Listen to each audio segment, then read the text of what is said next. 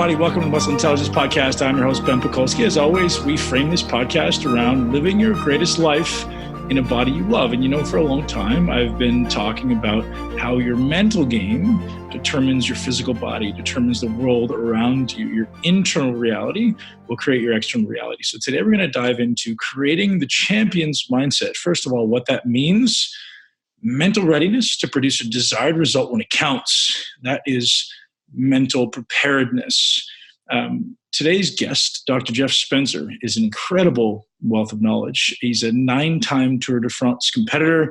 He's an Olympian and now become a mental performance coach, most known for creating a framework around the champion's mindset and helping us determine our legacy, determine goals, and ultimately goal achievement rather than just goal setting. I know a lot of people set goals, which, as Dr. Spencer speaks about today, setting goals is futile without goal attainment. So we're going to dive into all of his processes around how to prepare and how to perform, whether that be in sport, in business, in life. Dr.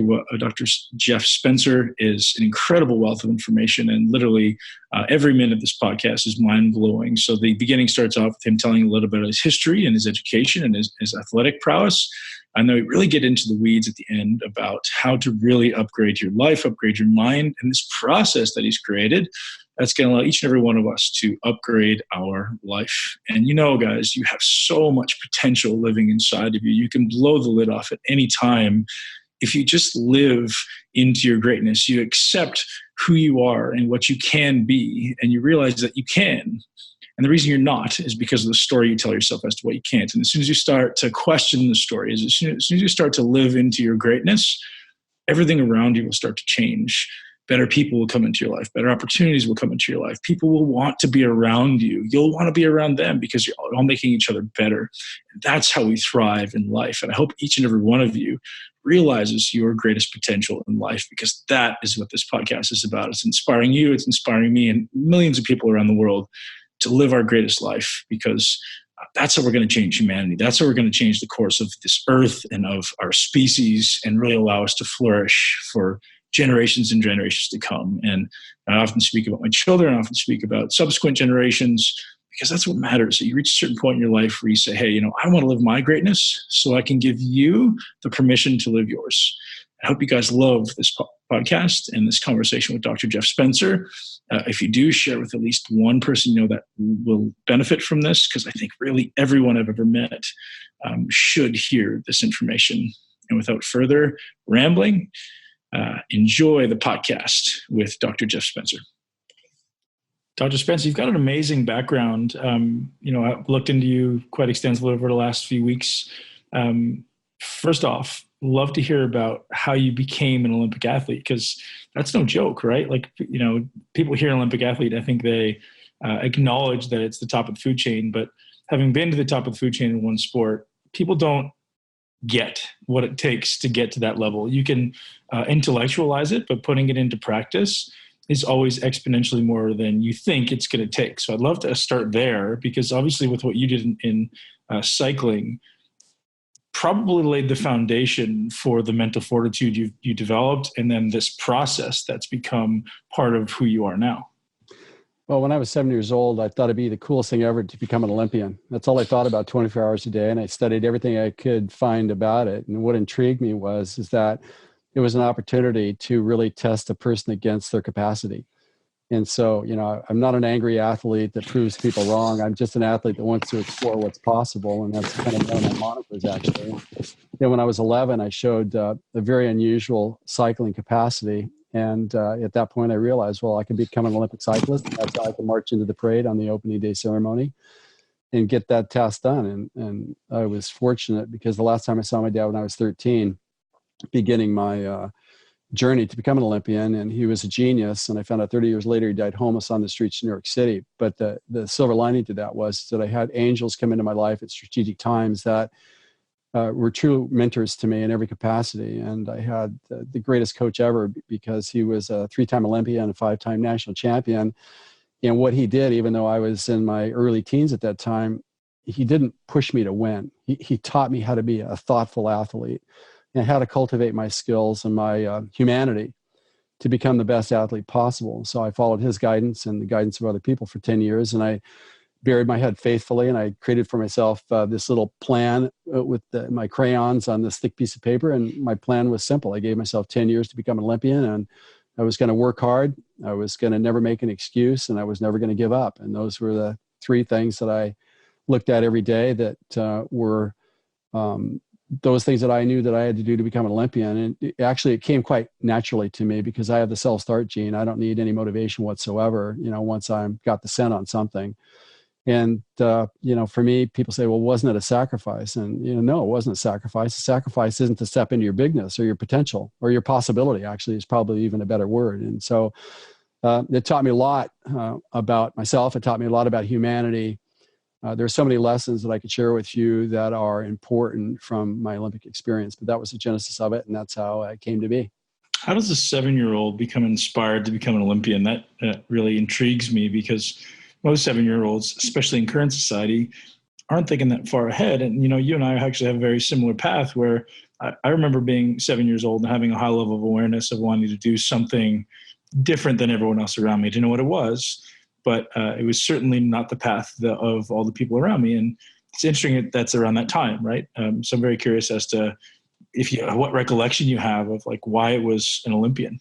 Well, I was just called to it. There are certain goals that we have that we intellectually select, but then there are certain goals that call us to it. And it was clearly a calling for me. And I've always been one that I know what it feels like to be called to something. And when I get that and I feel that, I perceive it, I know it's real, that I'm really faithful to answering that call and taking it all the way to the finish line. And I was really athletic. Anything that involved throwing anything, jumping, slamming into people for its own sake. I was just a really physical kid. So it was actually a perfect fit for me. Tell me about that calling. What does that feel like for someone out there who maybe has experienced something like that? That's a very curious topic for me, right? Like, is it just something that was easy for you? Is it something that you just loved so inherently that it filled your heart? Or how would you explain that? It was really a calling. Like, here's the Olympics and here's Jeff. And there was actually a gravity that was pulling me into it. Like, I couldn't stop thinking about it. I'll say that it was a bit supernatural because it was all encompassing, but it's almost like I was called into service, so to speak. Yeah. And I know that feeling. It kind of comes from the chest, and there is a gravity, and the commitment to it and the awareness of it is gentle. It's sublime. It's real. It's tangible. It is something that is completely distinguishable. It's not like an emotional high where you're thinking about what you'll get back from doing it. It's really about, am I called to it?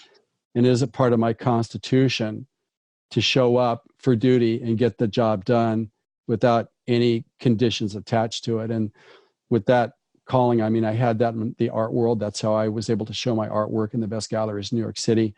That's how I was able to become International Sports Chiropractor of the Year. That's how I was able to become one of the outstanding students at the university where I was there as an educational opportunity, scholarship, et cetera. And I've just found that many people have 5, 10, 20-year plans, and I found those way too limiting. I feel that if I'm open and I'm receptive to ideas and I welcome them into my consciousness when they show up and I get that calling and I step into that, that's always where things seem to manifest much more easily than the wear and tear on the mind and body and brain that it takes to have a 20-year goal that you're bound to. I found that works a lot better for me, and that's how I've always lived my life. You speak about your angels, and I'm assuming this is actual people that came into your life to guide you, or was this? Yeah, they were. It's like it's almost like a movie script. Like my Olympic coach for sure, because again, my temperament. I'm kind of a gentle guy, even though I'm a warrior at heart. I don't like conflict just for conflict's sake, and I'm not an angry guy. If somebody tells me I can't do it, I just don't do it to prove them wrong. I like to show up and be of service to those things that I'm called to really honor that privilege. And he was the perfect coach for me because he taught me to be a thinking, thoughtful athlete that made really good intellectual choices and built myself as a complete human being, not just an athlete with a single-mindedness. And then at the same time I was training for the Olympics, I had another mentor who was more encompassing, so to speak, in terms of crafting me as a human. And he was literally a Renaissance man. And he chose me to be his apprentice to help him create his glass masterpieces. And he was an art glass master. And, for me, why would you choose an athletic kid to be an art apprentice to help you create masterpieces? I mean, it seemed like an enigma to me, but he saw something in me and he chose me for that. But what was really important about this is that, like at lunchtime, he would read to me poetry. He would read to me the great philosophers. We would listen to classical music. And he said, I need to fill you up on this stuff because you have a capacity for embracing this, which I did. But coming from a welfare family, that was not part of the daily conversation whatsoever. And even in healthcare, I had people that were on the leading edge of innovation that brought me into their world. And so in a certain sense, it was enigmatic because, Olympic athlete showing his art glass in New York City, being an academic student, kind of a scientist. How do we make sense out of all this? But yet I found that when you follow and develop multiple facets of yourself, you become better in everything. And that was really my path. And I did truly have these people come into my life that I eternally owe everything that I've ever accomplished to. I'm sitting here shaking my head because it seems the same with myself. As you just had these people who came into your life that for whatever reason were exactly what you needed at that time, whether it be mindset, whether it be some Absolutely. impact on your life, it just opened you up to new things. So one of the things I always say is it's not about the end result. It's about the person you become in the process. And it seems Absolutely it seems as though you've really harnessed that developing of this amazing human being and become this amazing, well-rounded Renaissance man, to use your phrase. How important do you think that is to some young aspiring athlete or anyone out there really trying to achieve a goal to just sit and really embrace the process? Well, first of all, with all the clients that I work with, there's one thing that I hold sacred, and that's what I call a double win. Where when we're discussing what their aspirations are for their future, that's like an academic win. We could target whatever that is. You decide if it makes sense, and then we can certainly achieve that.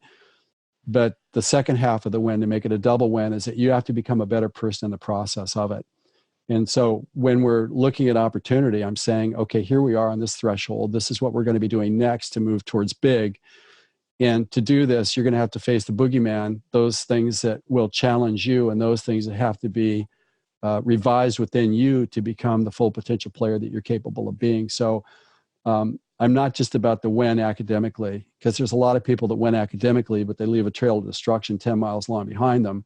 And for me, that's not acceptable. We have to be becoming a more influential person that calls people to a much higher game in the process. And to me, that's a deliberate part of any aspiration. Beautiful. So you alluded to a bit of a troubled youth. You alluded to your dad leaving at 13. Yeah. How much do you think that stress, ultimately as a child, contributed to your almost necessity to grow up fast and maybe ultimately succeed? I was fortunate because having uninvolved parents that provided an environment to sleep with, I didn't get too domesticated.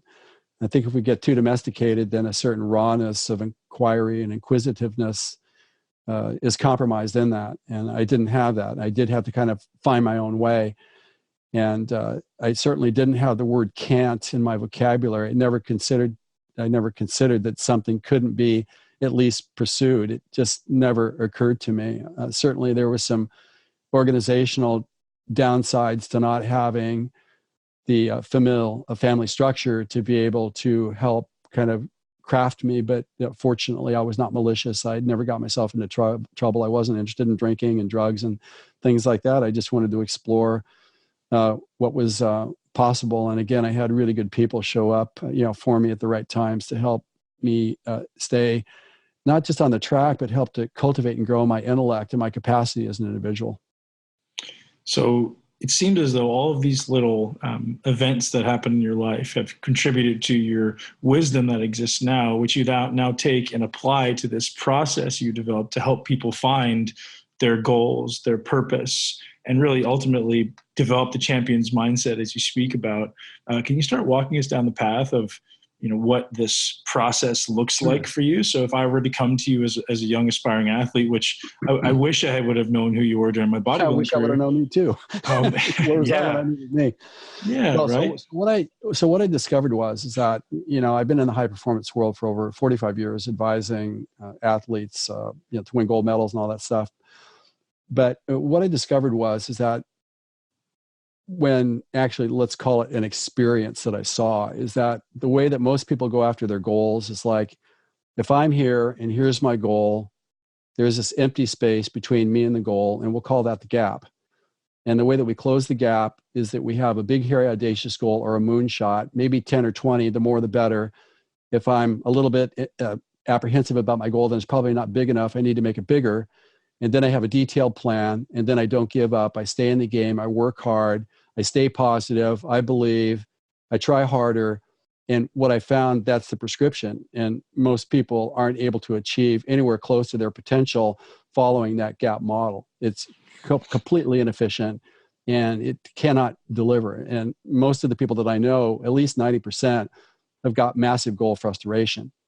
And I've kind of spent my entire career debunking one myth. And that myth has created like two roadblocks that prevent people from living lives of passion, purpose, productivity, and prosperity. And that myth is that people assume that goal setting leads to goal achievement. And it doesn't. There's two completely separate, different things. And another thing I'll say here too is that, to me, goal achievement is life's fundamental skill. If we cannot manifest our goals, then our dreams die in our head. We have no demonstrable evidence of a life well lived. And we're going to leave a legacy, all of us, that is a testimony for people to view for all of eternity about what we did with our time and our talents. And to me, that's a really important thing to showcase and to take seriously. And so what I saw was, in the work that I did with the people that I was brought into to help create their best legacy possible, is that inside that space, it's not an empty space. It's not a gap. There is actually a living, breathing process that sits in there that's got two parts to it. It's got a preparation side and it's got a performance side. And the champion's golden rule is, first you prepare, then you perform. Or you do the homework and the test is easy. Mm-hmm. And I saw that history revealed that each of those two parts had 5 steps to it. And when we took our goal and we went through the 10 steps in progression, we were able to consistently achieve our most important goals repeatedly. And so that was my discovery. And so I spent the last several years teasing that out and creating actually a model that people can follow to do 2 things. Number one, to become a repeat goal achiever.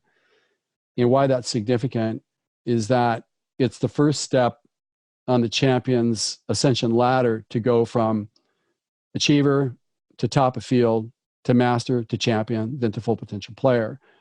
And to me, the idea of wanting it bad enough, yeah, that's important, but we can't manifest things that we don't have the skill to be able to produce. And so I've taken my knowledge and I've created the program called the Goal Achievement Roadmap Experience. It's actually an experience that people go through. There's a master class. It's about 4 hours long. And then there's a playbook that goes along with it. And you're going through an assessment of self and your ability to currently achieve your goals, what your strengths and weaknesses are.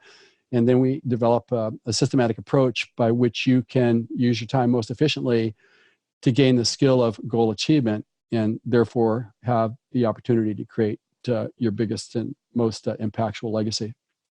Can you talk to us about the 5 steps of preparation? I'm very curious as to what that looks like. Yeah. So step number 1, it's clarity. And the reason why clarity is essential is that when we have goal clarity, it gives us what I call GOCUS, which is goal focus. It gives us the ability to simultaneously hyper-focus on the things that have to get done in front of us to advance towards goal completion. And we're all told to hyper-focus. Isn't that one of the mantras of goal achievement? Well, there's another side to this, is that we not only need that, but we need peripheral awareness of what's happening around us, because that's where better options can show up that can actually take us to a better goal that we could not have conceived of previously if we're hyper-focused.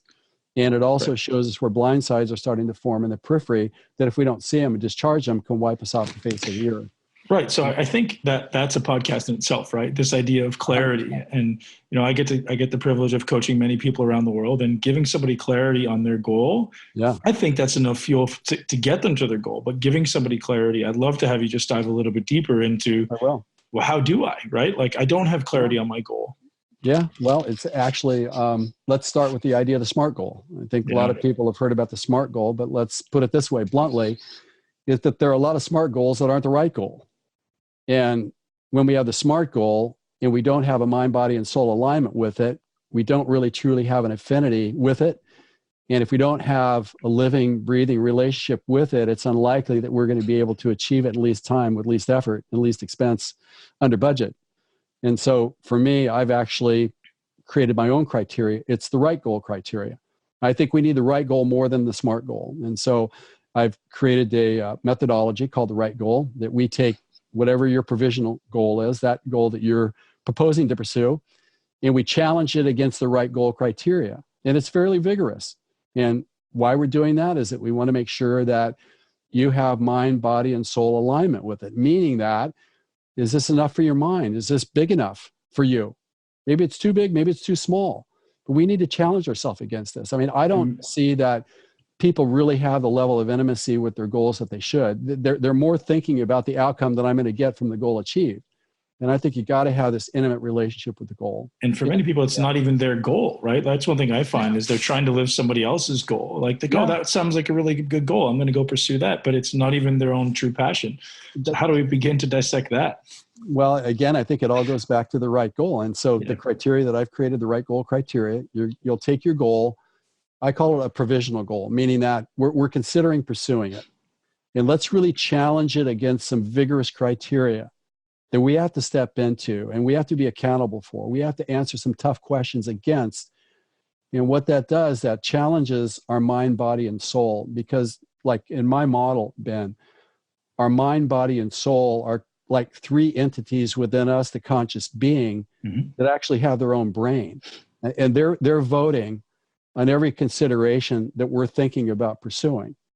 And if the mind doesn't like it because it's not big enough, then we're going to experience that as some level of ambivalence or some level of insecurity, some level of turbulence within us. Same for the body. The body's going to vote. It's like, is this too much for me or is this too little for me? Which is it? The body's going to vote on it. Like, for example, I did a bunch of Tour de France's and, those are very difficult events. And the body has to believe that it's worth doing. It's not going to hurt itself by doing it. And again, we experience that as an affinity and a tranquility with the goal if it's the right goal for the body. And it's the same thing for our soul. Our soul wants to know in this goal that we're pursuing, is there enough humanity in it for us to pursue it? And the sum total of that, when each of those three entities within us vote on the goal that we're considering, and it's the right goal because we've challenged it against the criteria, and we have a level of kind of excitement, we have a passion about it, we have a gravity towards it, and we believe in it because we've gone through a vigorous process to determine that it is the right goal. It's a game changer. And that way you can start on a true north heading. If you don't have goal clarity, you're ambivalent, you're not sure, then all of a sudden you start to drift, and after a couple of months, then you're going sideways, and then you're confused, and then that can lead to aborting the mission itself. So clarity being the first one of preparation. Yep. What are the subsequent ones? Number two is motive. We got to understand why we're doing what we're doing. We've got to know our whys, and it has to make sense to our mind, body, and soul. And the reason why having motive is important is because when we understand our motives and they're the right motives, it gives us drive. And unless we have drive and plenty of drive, it's unlikely that we're going to create a life of distinction. Third? Step number three is impact. People very rarely consider the impact of their goal on themselves, on other people, on humanity, and on their legacy. And why it's important that we really scrutinize that is that when we understand the clarity and the impact of our goal, it gives us purpose. And why purpose is important is that it is a motivating factor in our ability to begin and actually achieve our goal. I love that one. So many businesses now, obviously you see this kind of social consciousness thing where people are picking a really end objective for their business to have an impact. And I think Yeah. that's really where, that motivates me, right? If I see a business out there or a person who goes, hey, I'm getting behind helping the earth, or I'm getting behind getting rid of plastic, or I'm getting behind helping kids, that motivates me to want to help them. And I think that's a great way to create a higher purpose in yourself and in others. I think impact is massive. It does. I mean, it gives you a reason to get up, and we all need something beyond our self-interest to live a life of passion and purpose. And so again, that's why I have this very vigorous process in step number 3, which is a great entree into step number 4, which is mindset. And the reason why mindset is important is that when we have the right mindset, it gives us courage. And what I mean by courage is the ability to do what has to go right to prevail against your fear-based survival instincts. Because all of us have got kind of 2 mindsets that are working simultaneously within us. We have the human mindset that's fear-based. It's about protectionism. It's cold. It doesn't want to hug. It doesn't want to share. It wants to hoard and keep everything for self. But if you're living life through survival, don't count on having a very good life. And then we have the champion's mindset simultaneously working against the human mindset. And these 2 mindsets are at war with each other 24 hours a day for control over our decision-making. We experience that as conflict and turbulence within our life, which most people are aware of, but they don't understand the nature of it. And the champion's mindset isn't really about our default beliefs. It's really about our innate wisdom. We do have an innate wisdom about what should be done that can lead to a life of excellence. And why do I say that? Because I've never met a person at Kuwait to get up and fail. I've never seen it. I know a lot of people that are disconnected from their ability to produce, but again, we need to be mindful of this, because the imposter in our life is our human mindset that's survival based. It's that part of us that always makes our decisions out of what we stand to lose. Champions don't do that. It's that part of us that says, well, I'm doing my best. Champions don't think like that. Right. I'm afraid, so I won't even try. Champions don't think like that. So we need to kind of replace that with what we know that the champions do to be able to create, again, a life of prudent decision-making, to create predictable and prolific outcomes in our life, and to leave an extraordinary legacy behind. You had some really amazing videos on YouTube on the champion versus the human mindset, and I suggest everyone listening to this go and watch those videos. I love them.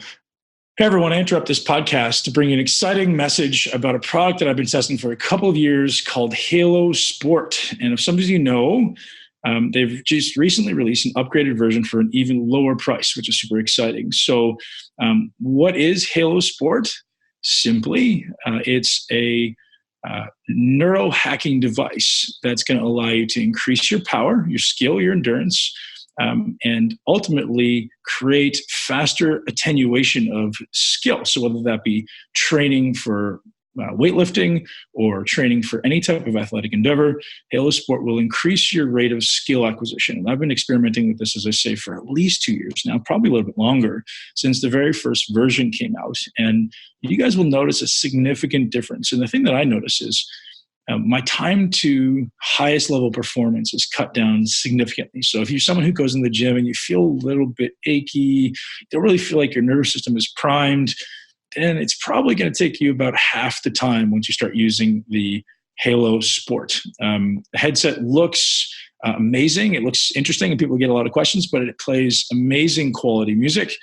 And there's a massive amount of magic in the electrical stimulation that's being sent directly into the brain that helps stimulate the primary motor cortex, so the primary movement center in your brain, and they put you into a state that they call hyper learning. So if you're interested, as I very much am and have been for a long time, I suggest you head over to haloneuro.com, HALONEURO.com, and use the code Muscle Intelligence at checkout. You're going to get an additional $75 off your already discounted price of this new released Halo Sport 2. So again, that's haloneuro.com, code Muscle Intelligence. And back to the podcast. I'd love to have you talk about, you have an athlete in front of you, whether it be a grown adult or a child, even, or somewhere in between, who has this basic level human mindset, and we want them to become, or they're aspiring to become, someone who pursues the champion's mindset. What are your first kind of go-tos to get them thinking a little bit more goal centric and winning centric rather than, loss aversion? Well, first off, I explained the difference between the human and the champion's mindset. They're concurrently working against each other in our lives every second of our conscious awareness. And it's important that we understand that the human mindset, those things that are our default beliefs that we believe to be true just because we're human, and human nature is incredibly predictable. But the problem with that is because it's only survival based, you can't create a life of excellence based on that. But because it's survival, it gets first dibs at every moment of our life. And remember, we've got a lot of mythology here in terms of goal achievement. And what are we told to do? We're told to always act on your first impulse. And I'm saying I'm not so sure about that, because our human instinct, our survival decisions are faster than we can think, that don't create excellence.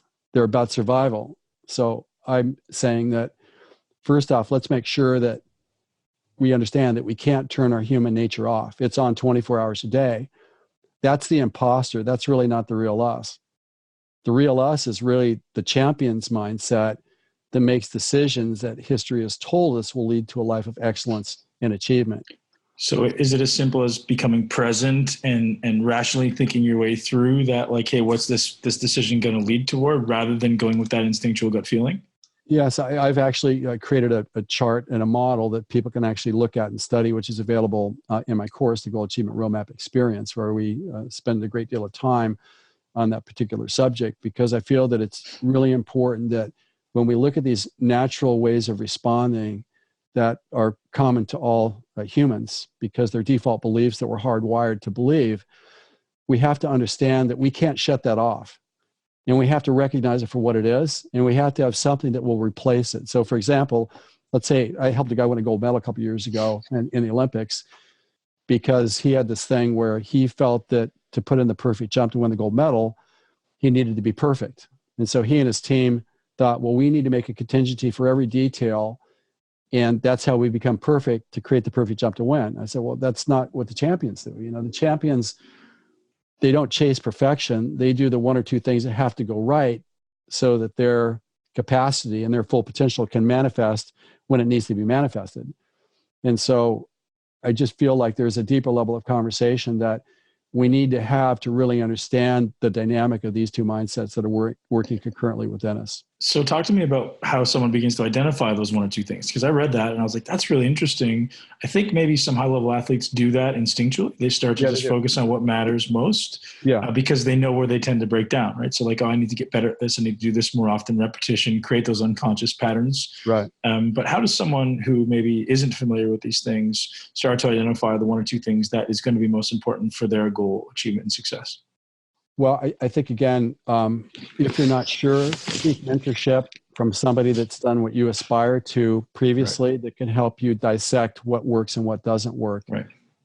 I would also say that if you're afraid of doing something, you should always listen to your fear, because fear is your friend that tells you to stop and pause and get clarity before you move forward. Mm-hmm. There's another part of the mythology is that I found that a lot of people think, well, fear is the problem. The way I overcome it is to impose my will on it and do that which I think has to go right to do it. And I'm saying, no, take your time to make sure that your next action is the correct action. And if you're not sure, wait until you are sure and get the advice of someone.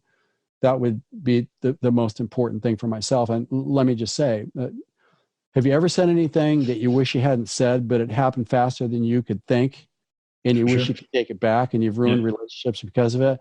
Yep. Well, that's an example of your human nature. It's high-speed biology. It's all about survival. It doesn't care about your greatness. It could care less.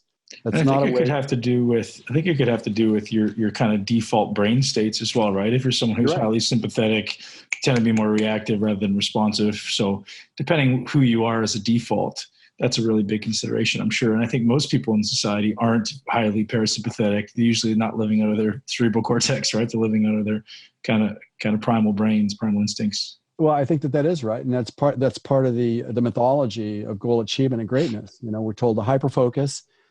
Look, if you hyperfocus, you're going to miss better options. You may not be able to avoid blind sides. And if you will yourself through everything, maybe the fear is trying to tell you you're going too fast, you're headed towards a cliff. So I think a lot of these things that we look at to persevere and don't give up. Yeah, that's important. But I think we need to understand the context of this. And it's like, if we're ever prompted to do something too quick out of fear of loss, don't do it. That's a classic thing. Don't do it.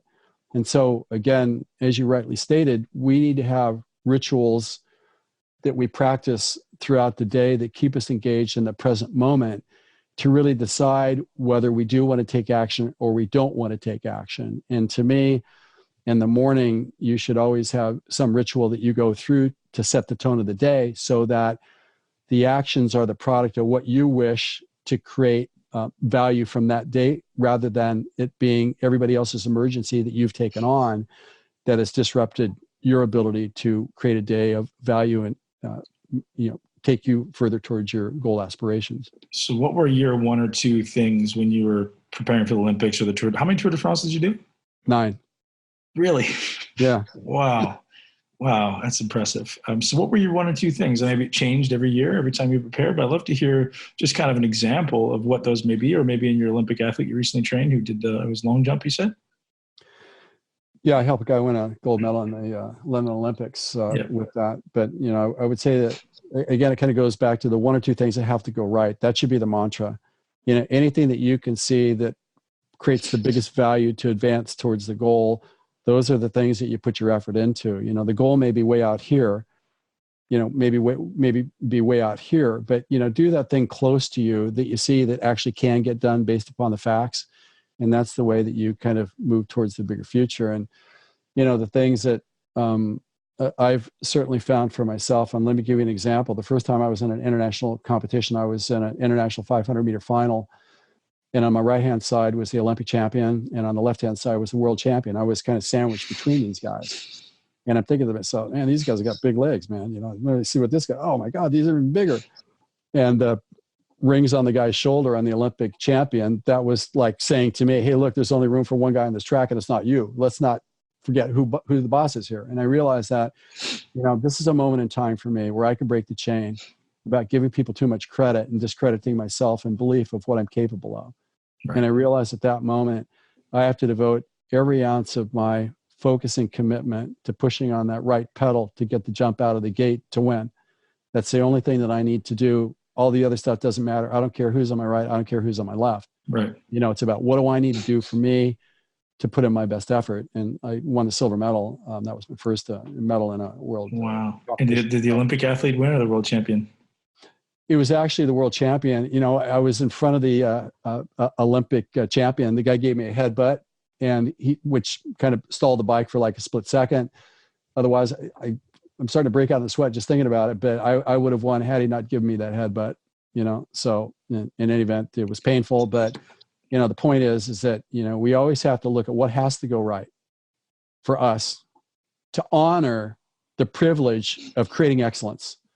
We're not doing it for self's sake. We're doing it for honor's sake, with the privilege of being able to produce excellence. And why this is really important to me is that part of our job is to call people to a higher game. I mean, that's why we're here on earth. And in today's world, that can't descend fast enough into mediocrity, people need living, breathing examples of excellence and how it's done.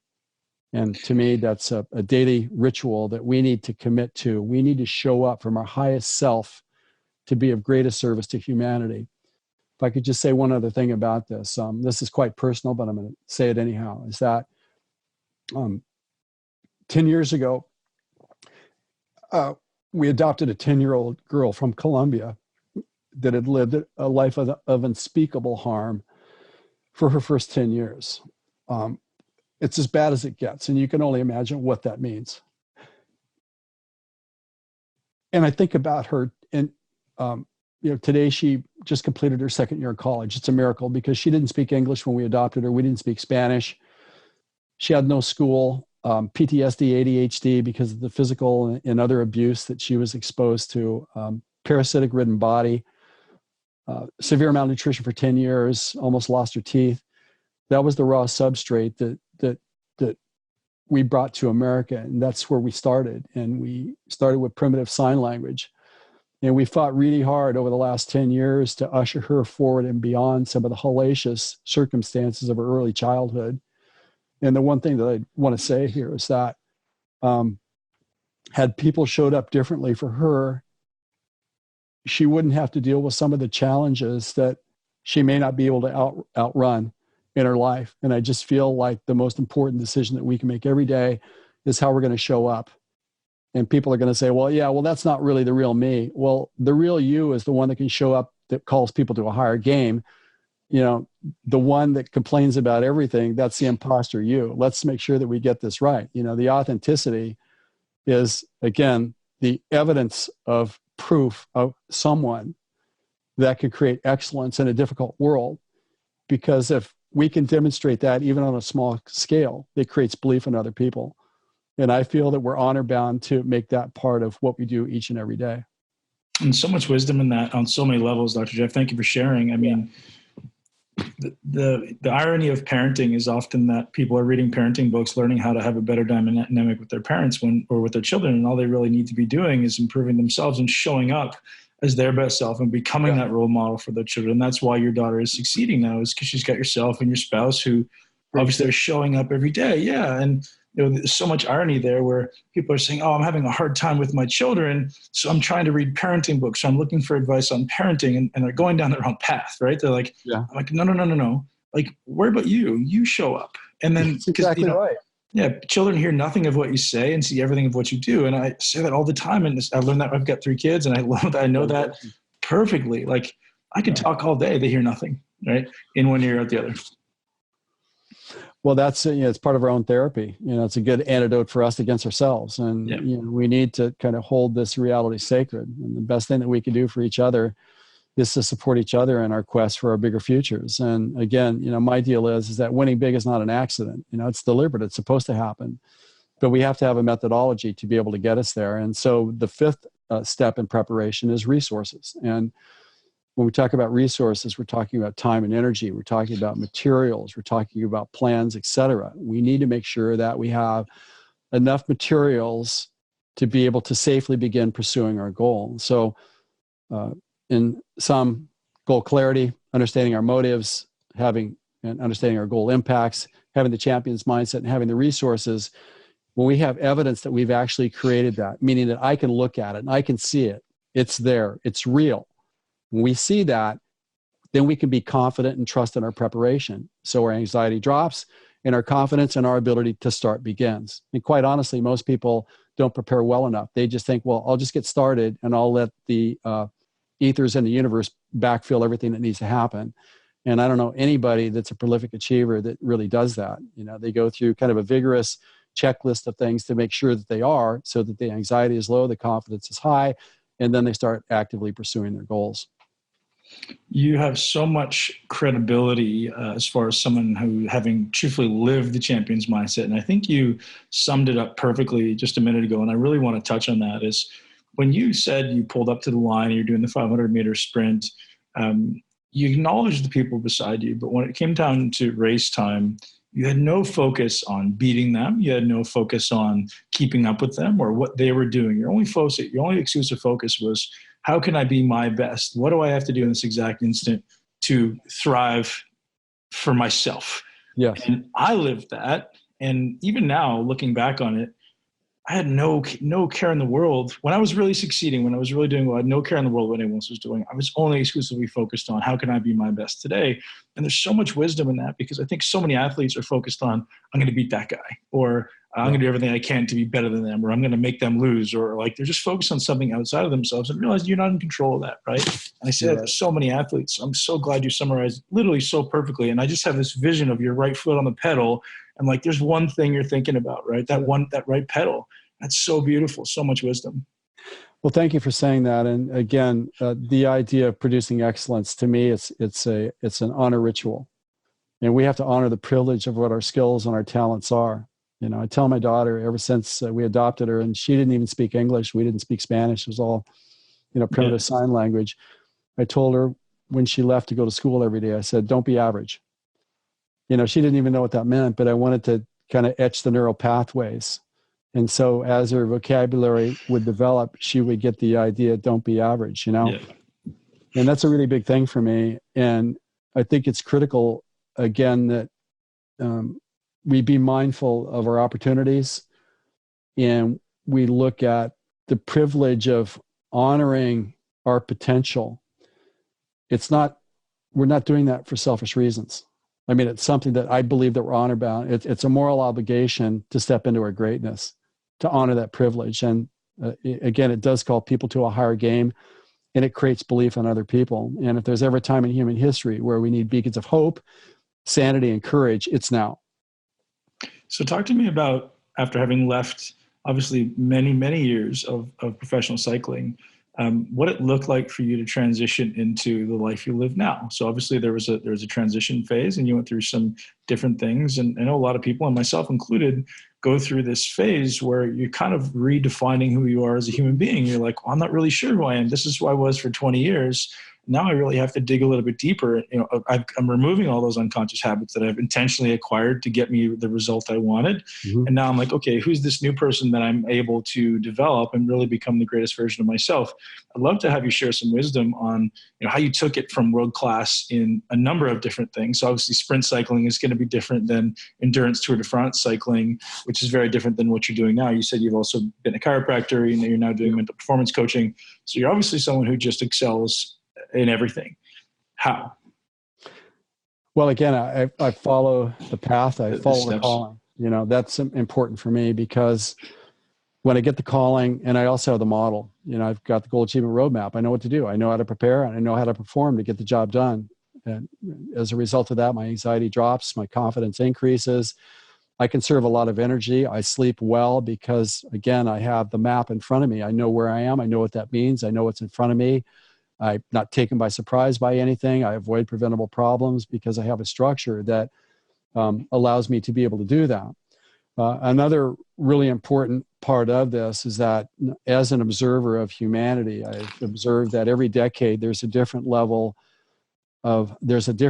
that we evaluate our life through when we make decisions like against. And so the reason why I say that is that we never quite get to the place where we're going to be able to coast, because we kind of never get there. In the 20s, we want to revolutionize the world. You guys screwed it up, so stand aside. I'm going to make sure we get this right.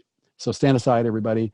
The 30s, it's all about acquisition. I need all the stuff. The 40s is about restoring order in life, because we became too top heavy with obligation, collecting all the junk in the 30s.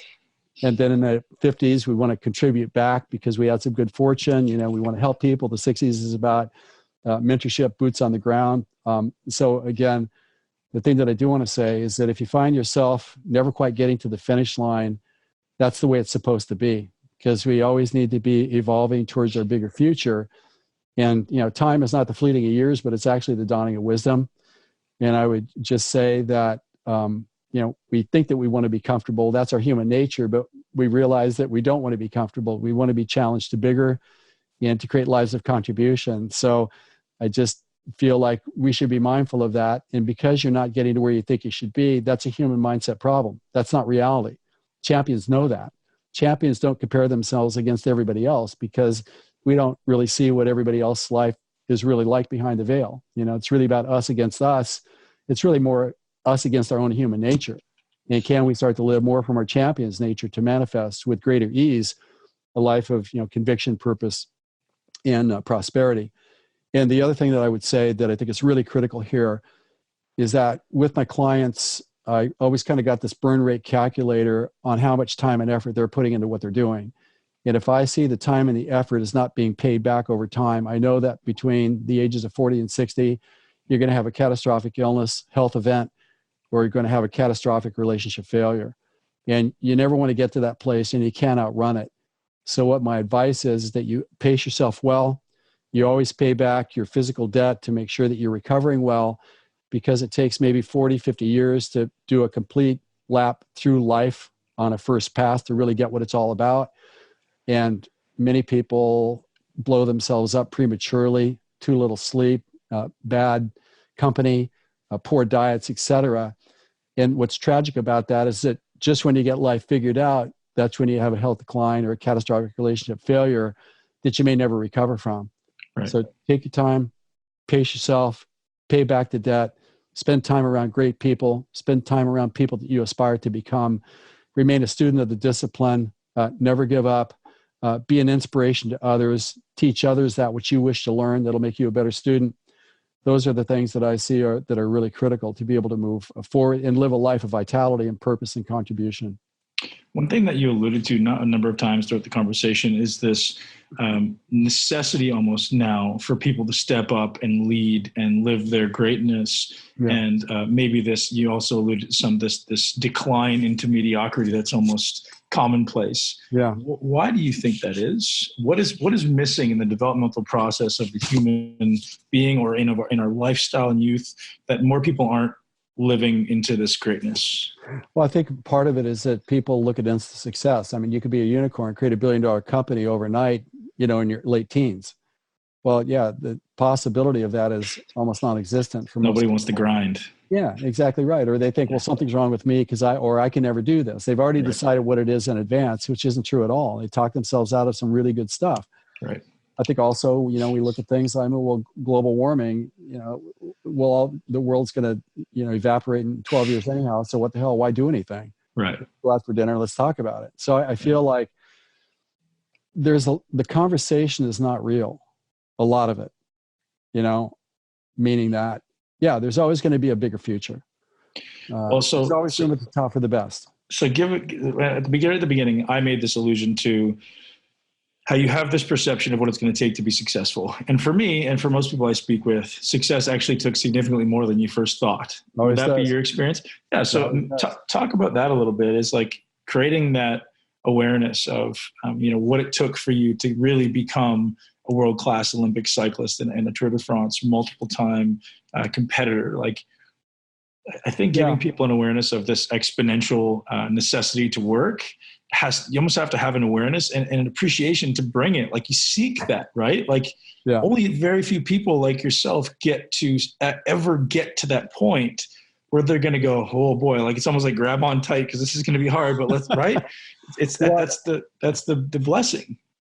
Well, it is the blessing. And that's actually the second half of the goal achievement roadmap. The second half is actively pursuing your goal. And there are 5 different phases that you will be going through from goal inception, where you're actually now actively pursuing the goal, to goal achieved. And the first step is start. You've got to make sure that you start well, that you have a first milestone that confirms that the goal is now for real and you're up and moving. Many people, they don't have a deliberate start sequence, so they trip out of the gate. They're already behind. Nope. Just because you're prepared, you must have a deliberate start sequence when you're now actively pursuing the goal to produce liftoff, which is the first sign of measurable goal progress. You must have that. And then the second step, which is step number 7, is honeymoon.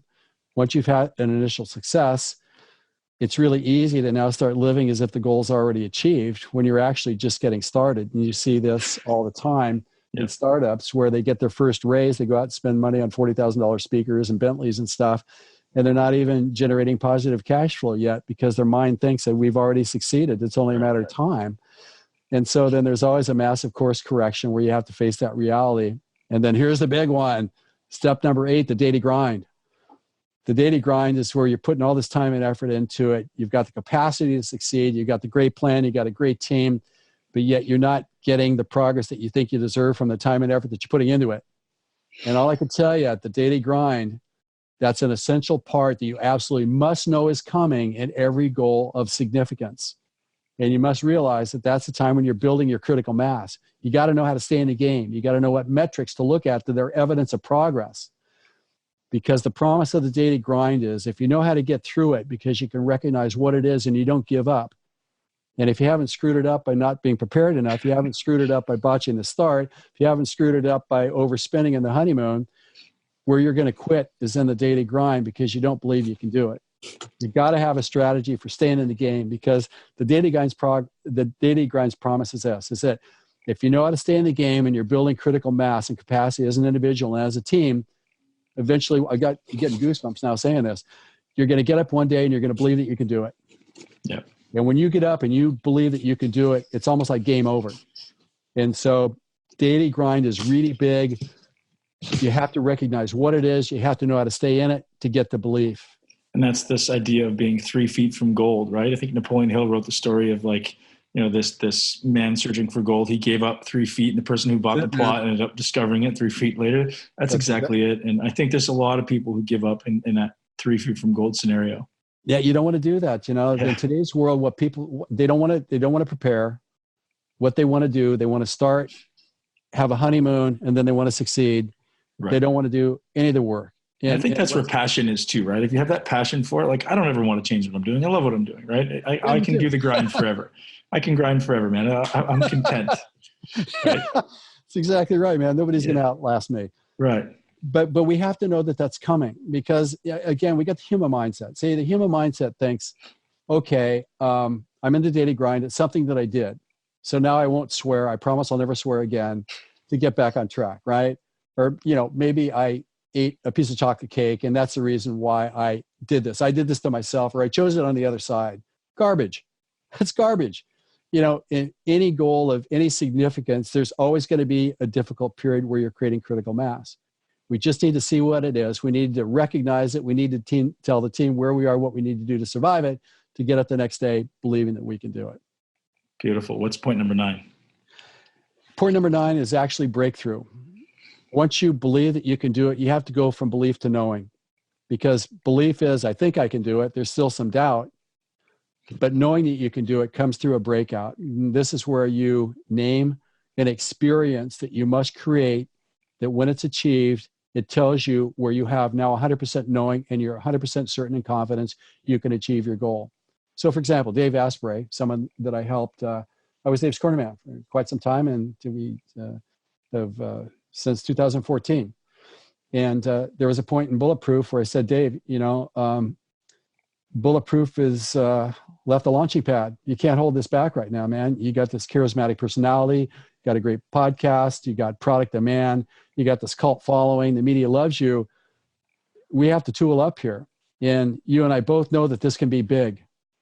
We believe it, but now we have to know it. What do we need to do to know that we can do it? 2 things. We need to staff people at higher levels, and we need to get inventory of product. What do we need to do that? We need $7 million to make that happen. Got the several million dollars, was able to get the right people in the right executive positions, was able to get the inventory. Boom.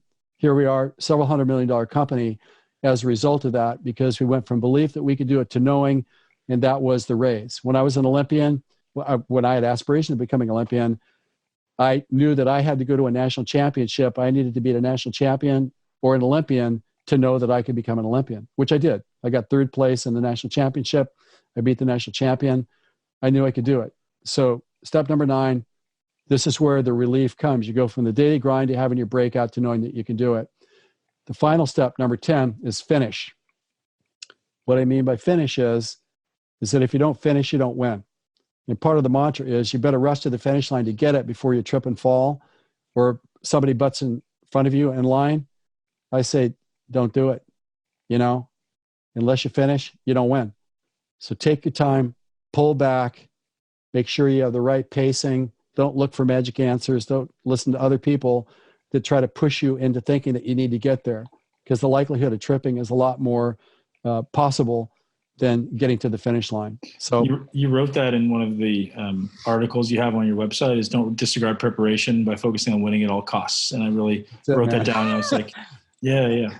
I've seen this a million times. I mean, imagine an airplane pilot on the final descent. And so he goes from 200 miles an hour to 400 to get on the tarmac faster. Wasn't the Titanic the best example, right? The Titanic, the unsinkable ship. Like, hey, we're going to go faster. We're going to surprise them and get there faster. And then bang, that's the perfect metaphor for you in that scenario, right? You're right. You're right. So again, those are the 10 steps. The champion's gold rule: first you prepare, then you perform. When you prepare well and you know it because you got the evidence, your anxiety drops, your confidence increases. That's the way you want to start. And once you're actively pursuing the goal in Division II performance, if you know exactly what the 5 phases that you will be going through, and you know the risks associated with them, then you can avoid the preventable problems. And, again, Ben, goal achievement is life's fundamental skill. We can all talk a big game, but the way that we create a legacy that lives on, it's our kind of immortality, so to speak, in this dimension. We got to be able to create a life of evidence that can serve as case studies for people to follow on how to create lives of distinction and contribution and live lives of value. And without the ability to create and achieve our goals systematically and efficiently on time, then we significantly significantly limit our ability to, again, live a life of significance and contribution. Now, there's so many things I want to ask you, but there's one more thing that I would feel like I'm neglecting if we don't dive into this a little bit. Earlier in the conversation, you mentioned a little bit about legacy. And I know you have a process by which you suggest people determine their legacy statement. And I think that's extremely valuable for our listeners. Do I do that with all my mentorship clients? It's like, I think that's a beautiful jumping off point for people, because it does give you almost that roadmap, right? That idea, like, where do you want to finish? What do you want to be known for? I'd love for you to walk us down that process.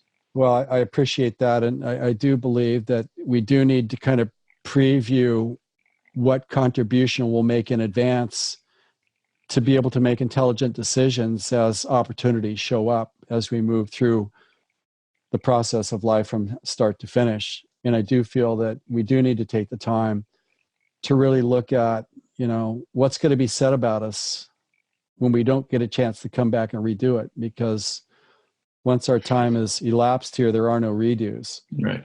And what we do will live on in the historical archive of humanity for all time.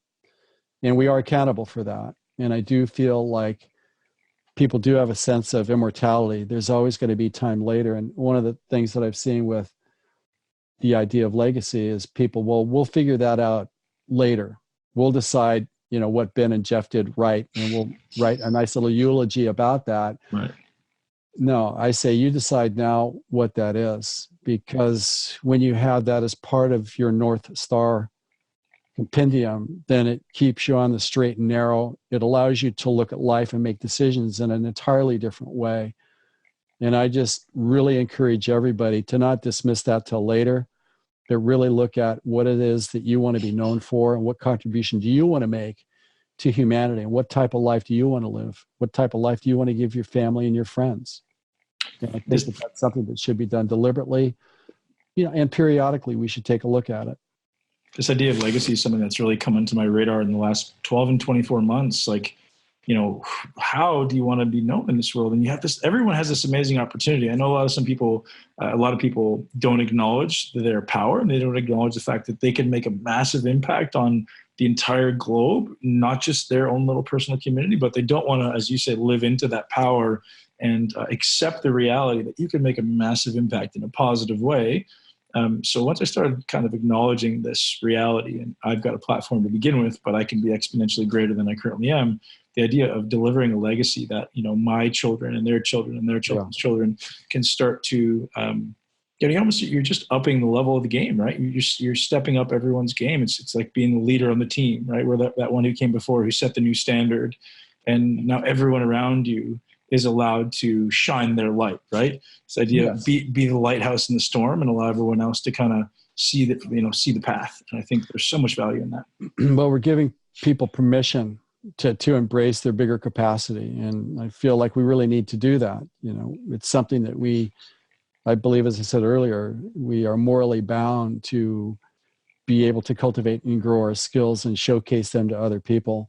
Because when we do that, we don't have time for the trivialities that many people get lost in. We're too busy trying to create lives of significance on behalf of other people to let that get in the way. Now, you spoke about daily rituals and the necessity to create your mind, and I speak about it all the time. Create your mind before the world creates it for you. What are your daily rituals, and what do you suggest people do? Yeah, well, the first thing in the morning when I get up, I always say a prayer just about the opportunity for having another day of honoring the privilege and calling people to a higher game. I always want to honor that as a gift. And also for my family as well. And then I always look at the champion versus the human mindset. And I realize that I can't turn off the human mindset and I have to replace it with something and supersede it with the champion's mindset. What is that? What are the things that champions do, and how do they make their decisions? I look at that because... Do you have a written statement that you read every day? Because like, if you did that, I would be the first guy who read that every day. Like, what does that look like to carry the champion's mindset every day? The one thing I read every day is this victim versus responsible, or victim versus ownership, right? Like, I want to be responsible and take ownership. I read that every day. I don't ever want to be a victim. But to add this like champion versus human would be a brilliant thing for, if you don't already have, to share with the audience. I actually have two things. Number one, I actually have a graphic and a poster showing the human versus the champion's mindset. Beautiful. But I also have a little plastic card the size of a credit card. And on one side in red, it's got the human mindset. Red means don't do this, danger. Stop. And then on the other, stop. And then on the other side, it's blue. It's got the champion's mindset. And if we're standing in line, we're stuck at a red light, we kind of take the card out. We just kind of look at it as a reminder, because we can't shut the human mindset off. And it's going to wait till we're vulnerable mentally because we're tired, maybe had, a couple of rough weeks at, work where we worked overtime. The human mindset is always there to control our decision-making. You can't shut it off. And so every day we have to make a conscious decision how we're going to show up and how we're going to make our decisions. The day we think we don't need it is the day that we're deceiving ourselves, because that may be the day that we make that one amateurish mental mistake that can take us out of the game or be harmful for our entire life. There has to be a deliberate ritual. We also need to decide how we're going to show up. How am I going to show up?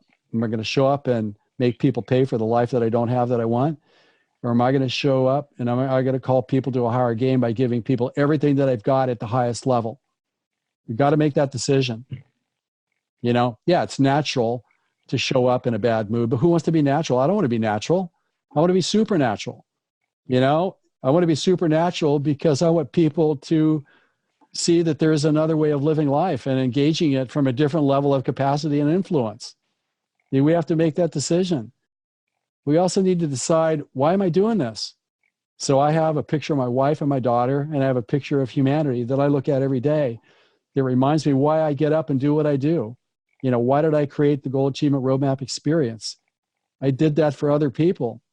I don't want them to live a life of goal frustration. I want them to live a life of prosperity and passion and purpose. We have to eat well when we get up.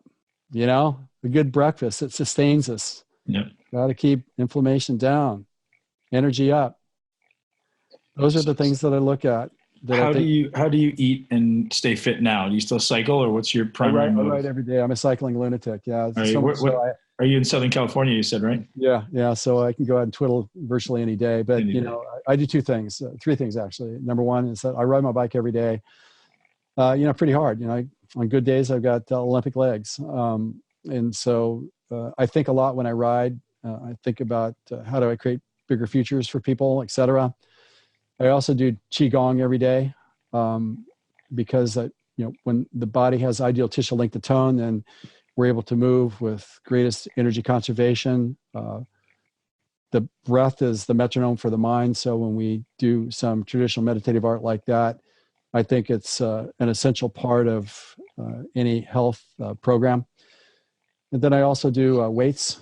My three favorite lifts are the dead hand clean and the leg press and the bench press. Those are the big three.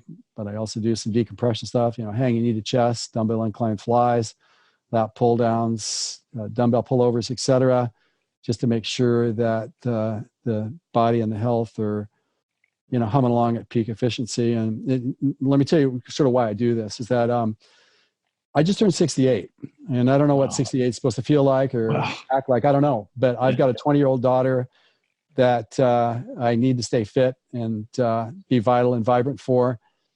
And there's a lot of work that needs to get done. So, to me, sweat is an essential daily nutrient that I have, and it's something that I take very seriously. Incredible. Dr. Jeff, I can't thank you enough. I think we could talk for another 3 hours. I'd love that sometime. Let's do it. Absolutely fascinated with what you do and all the wisdom you bring. So thank you so much for taking the time.